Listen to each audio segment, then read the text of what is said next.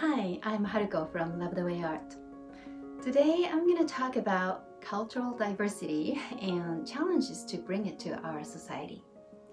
Particularly given the current political and cultural climate in America, we all know how important cultural diversity is in the workplace, our schools, and our communities.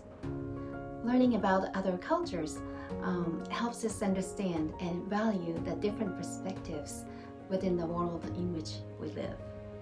It helps to dispel negative stereotypes and personal biases about a different group of people. Achieving cultural diversity, however, is more challenging than we might think.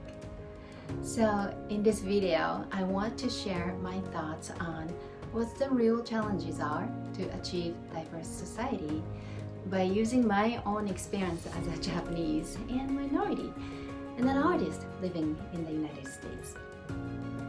So, first of all, what is culture and what does cultural diversity mean?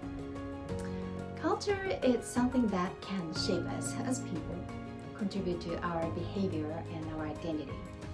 Culture is our way of thinking and behaving in a way that is familiar to or accepted by a particular group or society. It refers to shared language, beliefs, values, norms, behaviors, and material objects that are passed down from one generation to the next. So in a society where many cultures coexist, cultural diversity means that the participation of different groups of individuals, including people of different age, race and ethnicity, ability and disability, gender, religion, and sexual orientation. So one of the biggest obstacles that Japanese people experience here in the United States in general is the communication. Well, speaking up and expressing ourselves is a normal behavior here in the US, but in Japan, keeping quiet and being non-confrontational is considered to be a positive trait. The attitude of being respectful, patient, modest, and conforming can be observed in many levels of society, from children in the classrooms to the employees in the workplace. Such cultural traits and traditional morals are highly valued to keep peace and order in society.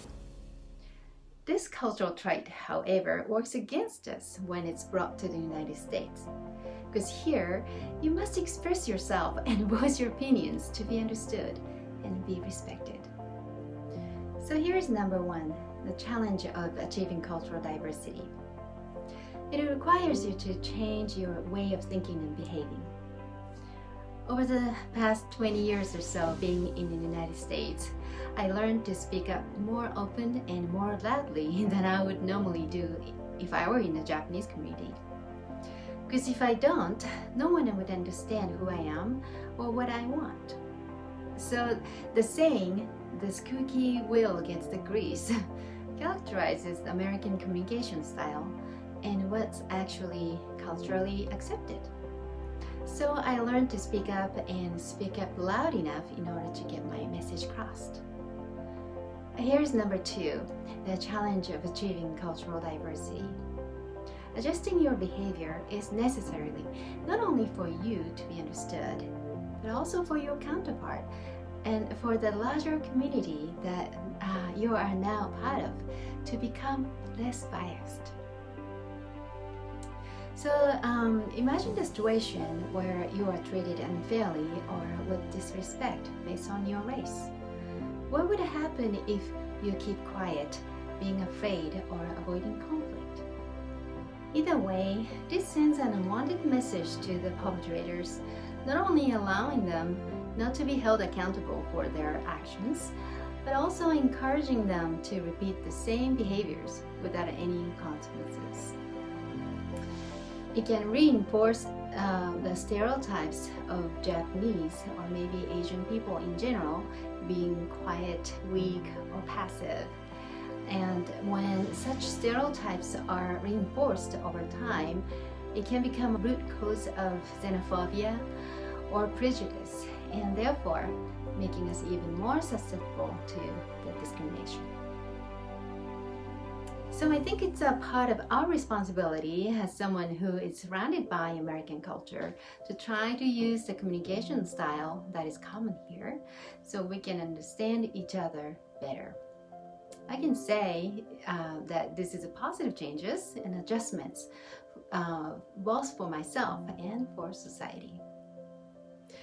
So while there's a positive aspect of changes and adjustments to make society culturally diverse, I want to bring up some significant downside of it that we should give close attention. Let me ask you, who is making adjustments and what are the consequences? Michael Gavin, Associate Professor of Human Dimensions of Natural Resources at Warner College of Natural Resources said, quote, "Fewer and fewer culture groups, a smaller number of cultural groups are determining the shape and the fabric of the society, determining the system of the law, education, economy, natural resource management.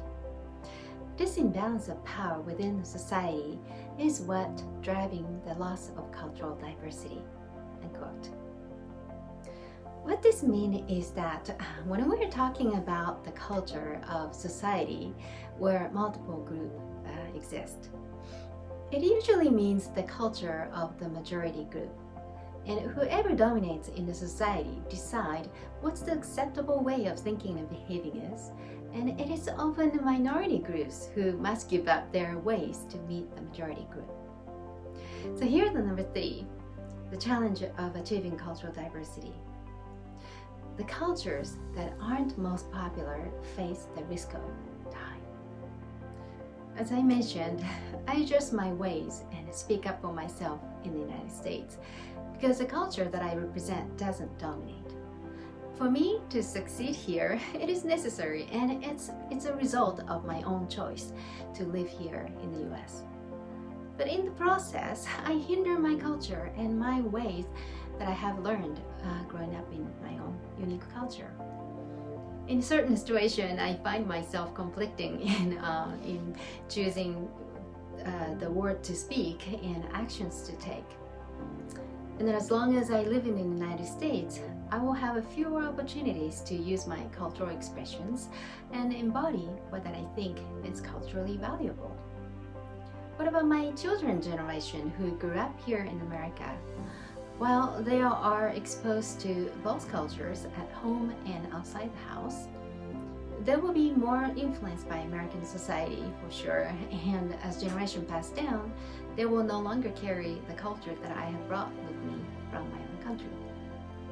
So I strongly believe that the ability of the minority people to maintain their own unique culture while adjusting to the mainstream culture is the key to make the society diverse in a real sense.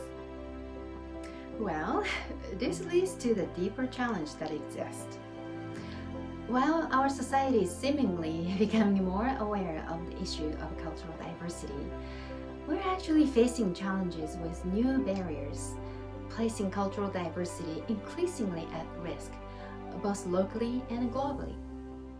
Among these barriers is extremely uneven distribution of wealth that is making it more difficult for the individuals of minority groups to access their cultural heritage and cultural expression. In other words, those who has less opportunities for education, participation, and expression are less visible and influential, further reinforcing the neglection, stereotypes, and discrimination. So here's number 4, the challenge of achieving cultural diversity. The right to access one's own culture as well as fair opportunities and inclusion is essential to cultural diversity. So what can we do about this as a society? First, as Professor Gavin says, we need to realize how unlevel the playing field of our society actually is. We also need to realize that as powerful and dominant culture prevail in society, and minorities are unintentionally forced to conform. It causes their cultures to become less visible, making society less diverse.